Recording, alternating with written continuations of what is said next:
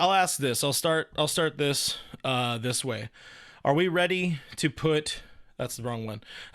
Are we ready to put the 2024 World Series behind us? Ready to put it to bed because it feels like the Dodgers, and rightfully so. It feels like the Dodgers. It especially feels like Mookie Betts is ready to move on from 2024. We're only 3 days in to spring training, but it feels like it's time. What are your initial thoughts? And we have some video from Mookie where he went into what I'm calling the Mookie Mamba mode.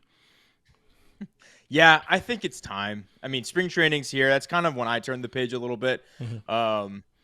Just kind of start looking at the next season, start thinking about, okay, what does the roster makeup look like? What are the moves? Who's going to be a key contributor? Kind of looking at the up and coming guys. You start looking at them a little bit more. You start looking at guys. I think who was it? Nicholas Balsamo was talking about Alex Friedland and Cody Hosey. You start thinking about those guys again. Somebody you definitely didn't think about in October, November, December. So, yeah, I'm a little bit ready to turn the page. I got my World Series swag gear, so it'll still be around. Won't forget it. I'm still going to watch the entirety of Freddie hitting that grand slam every time it pops up on my timeline. So it'll always be there. But, yeah, I'm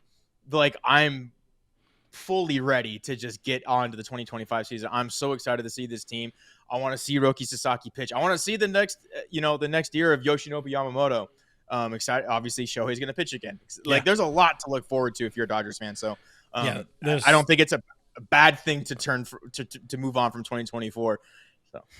Yeah, and again, we're not just crapping on it. We're not saying, oh, that means nothing, because obviously 2024 is all going to mean a lot to us. It's going to mean a lot to those people. But, it feels to me like, I think back to 2021. They started that season really, really flat. And, some of that is maybe, they got into spring training and they were asked a few times from reporters, like, do you guys wish you could have celebrated? Do you guys think it's weird coming out of that pandemic season? Do you guys, find, believe in a 60-game season or 60-game season championship, all of that kind of stuff. I think a lot of these dudes also learned from that 2020 and 2021 kind of, exchange, the ramp up there, to put it behind them quicker. Maybe this is just my interpretation of it, or this is my hope, because we don't know. We got to see the first few weeks of the season, but I think they will be able to use something, learn something from what they experienced, 4 or 5 years ago, whatever it was. But Mookie Betts, I don't know that I articulated that well, but you guys get my point. Mookie Betts, though, I will say, is very much leading the way. He's the charter member of the Let's Move On Marching in Chowder Society, or whatever the hell you want to call it. Mookie is fully done. Let's hear from Mookie and his Mamba mentality, and then we'll come back and talk about it, and then we'll get out of here. You had a front row seat to what Shohei did as an MVP last year. Is there a sense of intrigue, excitement about seeing him pitch? No. I mean, not for me. I mean, I know he's going to go and be Shohei, but I got a job to take care of, and it's going to be hard for me. So I can't really put a whole lot of brain energy into what other people are doing. I have to take care of myself. The single season wins record of 116, has that crossed your mind at all? I don't care about that at all. Like I said, we hadn't played game one, man. We had to take care of game one, and we cannot keep talking about the World Series because we haven't started. How tough is that to go from the emotional high that you guys finished last year on to reset during the offseason and come in here trying to not think too much about last year and refocus on a new year? I mean, it's definitely tough. But I mean, we didn't win last year because we were talking about the World Series every day. We won last year because we talked about the task at hand every day. And I think we have to continue to think about the task at hand and not worry about the end goal. I mean, we have an end goal, of course, but you have to take stepping stones to get there, and we cannot worry about there. We'll get there when we get there.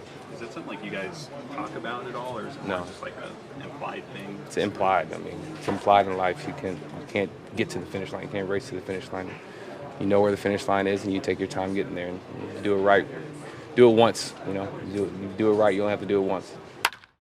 I do want to tell you guys about Underdog Fantasy Friends here at the channel. It is the easiest place to play all of your fantasy sports, and it's now proudly helping support us here at the All Dodgers podcast. And if you, like me, like to make some picks on fantasy sports, have a little bit of fun while watching the game, Underdog Fantasy offers a unique approach to fantasy sports with a simple pick'em style format, so it's easy for all idiots of all shapes and sizes and creeds.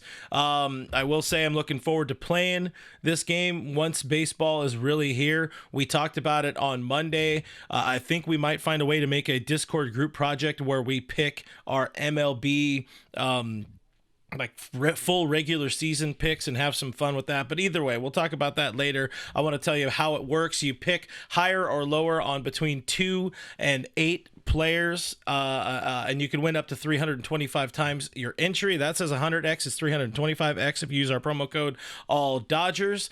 Click the link in the description. It automatically puts the link in for you. If you click it, it really helps out the channel as well, because Underdog Fantasy only sticks around and helps us out if you guys are clicking on these links, of course. New users do get a free pick and up to $1,000 in bonus cash, which is just as good as money. They'll match it. I think it's up to like 50% or something like that, whatever it is. But yeah, that's what we could be betting on. What is Shohei, or what we can be picking on, whatever. I don't know. There's certain words I'm not supposed to say, but that's what we can do. We can talk about Shohei. We can talk about Mookie, all that kind of stuff. Sign up at UnderdogFantasy.com today. Download the app, or just click the link in the description below, as I said, and use that promo code all Dodgers to get that free pick and up to $1,000 in bonus cash. Thank you for hearing me out, and let's get back into the show. Moving on is Mookie Betts, echoing. I'm waiting to hear Max Muncy. We haven't heard from him yet, but this is something also Kike Hernandez talked about yesterday in his, reintroduction to Dodgers media.